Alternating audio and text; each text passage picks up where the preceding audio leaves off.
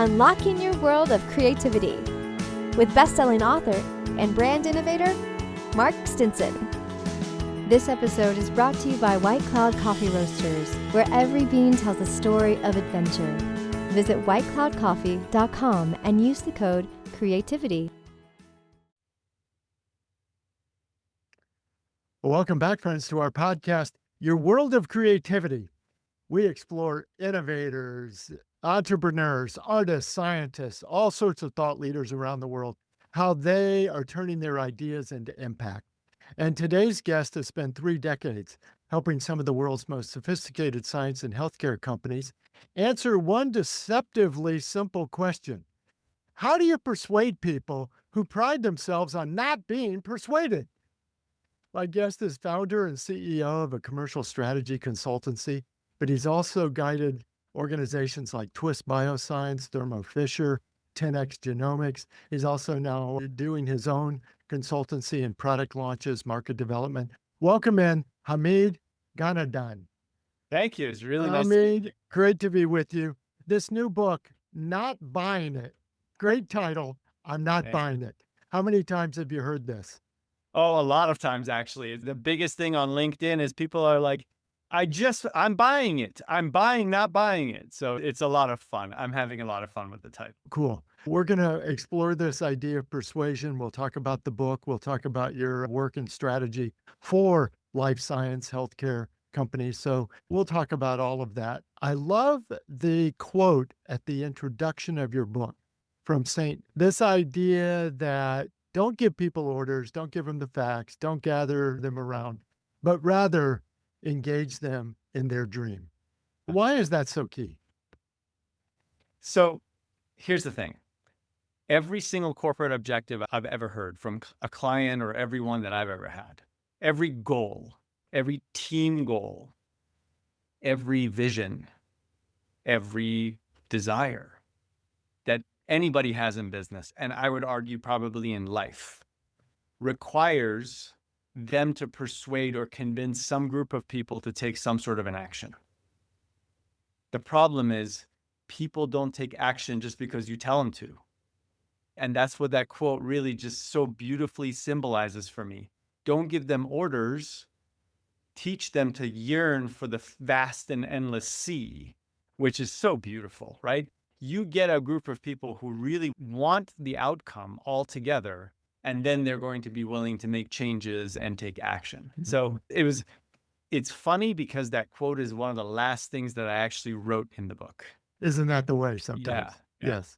And this is not simply a concept for you. You actually began your career as the biochemistry laboratory guy.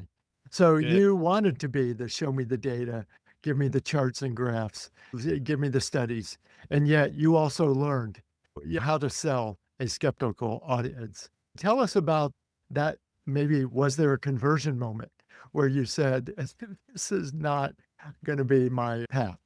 Yeah, there was a series of things that converged for me as I was in the world of biochemistry. I would go and present my data at conferences, and people are like, "Nah, I don't believe you." And it's like, "Why? Give me a counter argument that's scientifically based." And they're like, "Nah, it just doesn't seem plausible." And that's not very rational of you. So that was strange. And then secondly, I was in an academic institution, and so I was surrounded by people who were teaching, and I just watched them belabor these really beautiful and complex processes, but they had no tools to really describe these to the students in a multi-dimensional way. And the internet was just becoming a thing. So this is in the early mid-90s that I was in this world. So, but then also I was being sold to. So salespeople would walk into our lab trying to sell us stuff. And one particular moment was actually is what stood out to me. A salesperson came in and asked a couple of questions and walked away defeated. And that's when sort of the penny dropped. I'm like, that guy's got to have the most difficult job in the world, because scientists bill themselves as the smartest people in the world. And so how do you actually convince someone who proclaims to know everything to buy stuff from you? And that question just never left me. So There was the web that was really changing communications. There was my own desire for wanting to do something more creative and really get into that world. And then that moment is the moment where the penny dropped for me, and I basically just switched my career. Yes. One of the central themes of the book is certainly that commercial strategy almost becomes a game of psychology rather than maybe all the things that we think about in this kind of scientific communication: evidence, data, peer review, rigorous analysis. I think of the arguments I've heard over the p-value of a certain data set. But you really argue that even doctors, engineers, let's even expand it beyond health sciences, any kind of technical professional, they're people first. Does that really come into play here? Oh, absolutely. I think it's the part of the spectrum that we tend to ignore in technical sales and marketing is we think that because our customer is dealing with facts and dealing with highly functional conversations and highly functional things, that we should just be entirely functional. But in fact, that's not how their work goes. So you have a podcast, the word creativity is in there. And I argue that science, engineering, medical sciences have just as much creativity in them as any other profession or field. And especially around the idea of scientific discovery. So what happens typically is a scientist makes an observation, and that observation somehow resonates with them personally. Something happens in their life, and they're personally, subjectively, oh, wow. Or it could be fear or excitement, but it's just an oh, wow moment. At that moment, there's a burst of creativity. There's all these what ifs that go through their mind. And that, I argue, is actually the starting point of the scientific journey. Because why else would a rational human being go to the lab every day for 10 years and fail if they haven't had a creative thought that's hooked them into wanting to see the end of the movie? You know what I mean? And so that's really the absolute starting point of science. And it's very much a creative moment. Yeah. So, and personal creativity is all about associative thinking. You bring your subjective point of view into it. They call it a gut instinct a lot of times. It's all the same thing. Yes. So it is very much a game of psychology. And you think about with doctors, other healthcare professionals, they're an intermediary to the patient, which is a very personal decision. Absolutely. And I think about the focus groups I've sat in, and the doctors would say, I know the data shows this, but if it were my mother, here's what I would give her. Yeah. And you've crossed the bridge then. Yeah, absolutely. It's funny. I was invited as a guest speaker at an innovation summit that one of the big payers was putting on. And there was all these talks about how they were looking at all the genetic data to find this one signature for how to find this one patient population and how to basically, improve health outcomes. And one of the people who spoke just before me was this lovely woman who, her name is Dr. Charlotte Ye. She and I have become good friends, but that's where we met. And she was the chief medical officer of AARP services at the time. And she came on stage, very unassuming, beautiful smile. And she came on stage and I'm just loving hearing all this great, incredible technological advances. And she said, one of the biggest problems in medicine is making sure that patients adhere to the regimen. So a doctor says, I want you to do this and that. And it's something like 45% of patients don't do it. It's ridiculously high. And she said, what we learned when I was back in school, in running the emergency department at such and such hospital, is that if the doctor actually just pauses for 30 seconds, asks something personal of the patient, and maybe even shares something personal about themselves, the patient is far more likely, like double, to adhere to the regimen that the doctor gives them. Just by saying, hey, how are you? How's your life? How are your kids? What are you doing this summer? Just that alone doubles patient adherence. That's psychology. Totally. No data needed, no technology needed, nothing. The technology is the human brain and connecting with the human brain. Yes. And I just love that story that she told. especially amongst all these people who are like diving into p-values and finding these biomarkers or whatever, which all of it is important. But here's this big, massive problem that can be solved with just human connection. Yes. No, so fascinating. Let's talk about your company now, Linus, the soul of that brand. We're talking about emotional connections. Of course, I want to hear what you're working on. But what was the emotional impetus? And you said, these are the people I really want to serve. And this is the difference. I think one more life science consultancy company in the world could Yeah. make a difference. Yeah. I started the company 30 years ago, and I was so passionate around the idea of making science more. I was really passionate about giving science better usability. That's really what drove me. I happened to find my home in commercial departments of companies that either sell scientific equipment or sell healthcare equipment. But the soul of the company is around the idea that I fundamentally believe that science has a usability problem. And so it's just become not accessible to people, everybody. And I think that's a shame. I think that's an absolute shame because so many problems, so many things that we're fighting over today in society, in our own lives, in our professional work, you can actually trace a line to where science has had a usability problem, and therefore people have made different decisions that they wouldn't have. I happen to believe that climate change, human-driven climate change, is real. And the reason why we haven't solved that problem is because the science has been muddled and not really communicated the way that it could be the most effective so that people can leverage it and use it and then make decisions on their own. That's just one example. And there's so many in medicine, in politics, in healthcare, in science, you name it. And In how do you education. describe, and how do you describe how you approach these issues differently? When you think about how the clients make decisions themselves, here we are Yeah, talking about decisions, but yeah. it's like, why do you say your company is different? I don't know. I don't know if we're any different, to be honest with you, but I can tell you that we have this incredible ability to put ourselves in the recipient's shoes and then back out of that what needs to happen in order for that recipient to feel the way that they should feel and then take the actions that we want them to act. There have been times when we have said no to a client where we don't think that the action is mutually beneficial to both the sort of seller and the buyer. If there's not a balance there, then we're not a good fit. And I'd argue that maybe they haven't found their value proposition or their positioning, because every good positioning has to have mutual benefit for you and your buyer. And we just happen to be really good at understanding. For example, we don't do a lot of work in education, but we have in the past. Education isn't about understanding how to teach.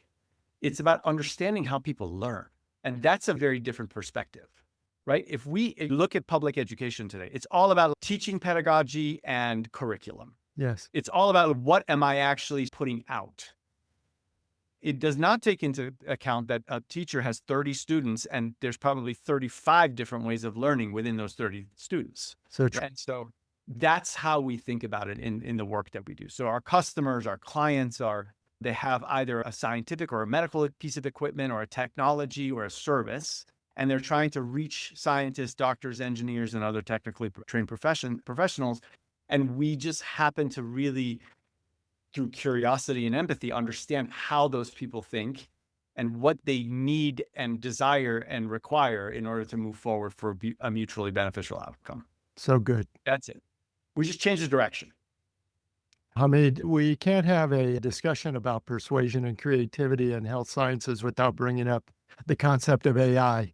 And I couldn't help but think the other day how maybe 10, 15 years ago, it was like, wow, AI is going to accelerate all this research because we can look at all the different permutations, for example, of antibiotics. Which one is going to work? Because AI will accelerate this research. And now, of course, we've translated that AI term to mean accelerating content, aggregating stories from all over the internet and sources.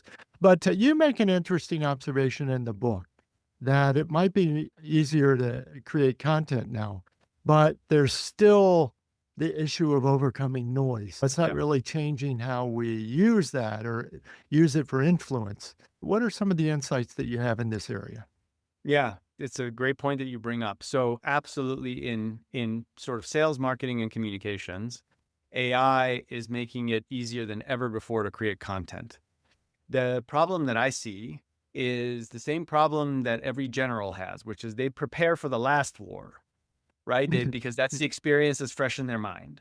And so what sales and marketing professionals are doing is they are in a completely new world with these tools, and yet they're porting over all of yesterday's strategies into this and just emulating what worked yesterday, but just making it easier for them. The problem is efficacy is not rising. Efficacy is in fact going down. Every client I talk to, they're like, none of the growth hacking, none of the lead generation, it's just not really producing anything. What else is going on? What else can I do? What other technology? What other medium? What channel? And it's just AI really requires you to be innovative. And innovation requires creativity. Innovation means not thinking about the past, but thinking about the possible futures. Things like that. So new technology comes online. Don't emulate what happened in the past. You're not going to learn anything. Really push its boundaries. Invite its boundary, invite the newness and see what's possible. So that's what we're doing. But what the constant is the human brain in that equation. You still need to get through the human brain. But now you've got 100, 1,000, 10,000 more hits on that human brain because AI has made it easy for everybody else. Yes. So the human brain is going to learn how to shut all of those messages out, but the rest of the body is ready for new experiences. Yeah. Which brings us back to empathy, perhaps. And I wanted to explore the powerful statement you made that the human behavior, you don't just direct somebody to do it, you motivate. That's where the word persuasion comes in, isn't it? But thinking about the listeners of this podcast, I often like to frame it like this. Somebody's listening today and they go, you're right. I need more empathy. I need to be a better observer of the human condition, the human behavior, how the person is feeling about things. What could we do today or this week that would be different than we did last week? What are the questions we ask or the ways we could observe? Yeah. So first of all, I think you answered the question. Ask more questions. This is not my work. This is work of somebody at Harvard Business School who studies relationships and talking and conversations, and she's fantastic. And people don't ask enough questions in any setting, in any circumstance, in speed dating, right? When you have 4 minutes with somebody, the best use of your time is not to tell them about you, which is what most people do.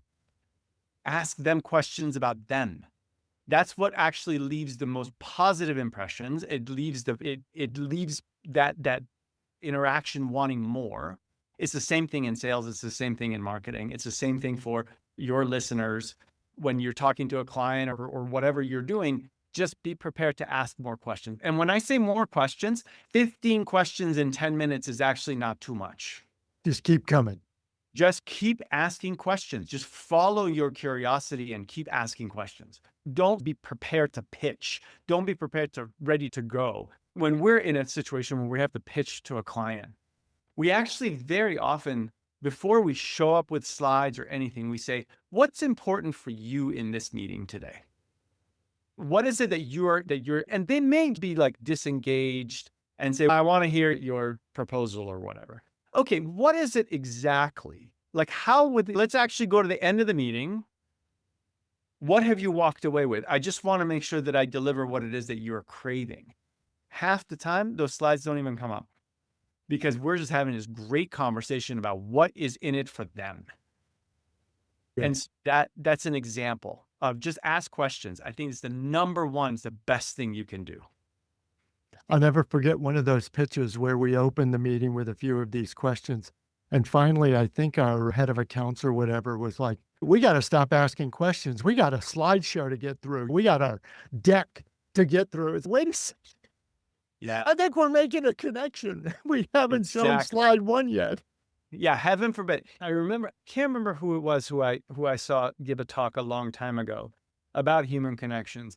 And he was like, if I want a kiss from my wife, I won't sit her down and then open up my laptop and go through a PowerPoint slide, right? I make a connection. Same exact. Yeah. But what about the 5 benefits of kissing Exactly. Here's the science of all and the these. evidence of what That's happens right. with The your hormones? microbiome diversity, and like, that's just kind of how we are. And the other thing that happens, so there's a psychological effect called priming. Like, you are right now primed to be a podcast host, which means that sort of psychologically you're acting a part that you think is your part. I am a podcast interview, a guest. So I'm acting a part. Everyone acts a part that they think is theirs to play. In sales and marketing, it's the same thing. The customer acts like the customer, and the salesperson acts like the salesperson, or the marketer acts like the marketer. And for whatever reason in marketing, like, we use words and we start acting in a way that we would never act in real life. Like, why are we talking in this really obscure way to the customer? We're just play acting. Whereas the customers play acting going, I've seen that before. I know what my role is. My role is to say no. And so that's essentially, but we have to break that sort of expectation and dynamic. And questions are a great way. So instead of saying, how are you doing today? You can quite literally say, what is it like to be you this week? Mark, give me one thing about what is it like to be you this week? So much And better. people can't multitask through that. You know what I mean? And so it just brings the entirety of the attention. It brings the full self into the conversation. Yeah. And that's really the delicious connection that we're all craving anyway. So fun. Hamid, what a great conversation. Where do we find you and learn more about your work? How can we connect? Thank you. So you'll physically find me very often in Boulder, Colorado, where I live and work. Awesome. I love running in the mountains. I am pretty active on LinkedIn, so you can find me on LinkedIn, Hamid Ghanadan. And then our website on our own company website is thelinusgroup.com. My book is there, and we publish a lot of really good market research and insights work that we do just even for ourselves. And so all of that's free to most people. And so we try to be a resource for people. Fantastic. We're going to put all those links in the show notes. People can just click right through and find you. Hamid, what a great conversation. We've been talking about why people buy, but also why they're not buying it. And now it does turn things inside out. I think a lot of people in sales training or whatever, they're not buying it because we're not selling hard enough. Maybe they're not buying it because they're not asking enough questions. So I love this idea that to turn it inside out. How fun. And listeners, we've been talking about creativity in a whole new light today, why technical decisions are really deeply human decisions, how empathy could become your competitive advantage. Think about it. The psychology behind persuasion and influence, opportunities and risk in a AI-powered world, and of course, how understanding people and the human behavior can turn your ideas into impact. All these are very practical. We haven't just been talking about theory and psychology. Hamid's given us some very practical tips, and I can't wait to learn how to ask better questions today. Hamid, thanks again. My pleasure. Thank you, Mark. And listeners, come back again next time. As Hamid said, we've stamped our creative passport in Boulder, Colorado today, but we're going to continue these round the world travels, stamping our creative passports in cities all over the world, talking to creative practitioners about how they get inspired, how they organize ideas, and most of all, how we launch our work out into the world. So until next time, keep exploring new possibilities, keep asking questions, and we'll keep unlocking your world of creativity. Bye for now.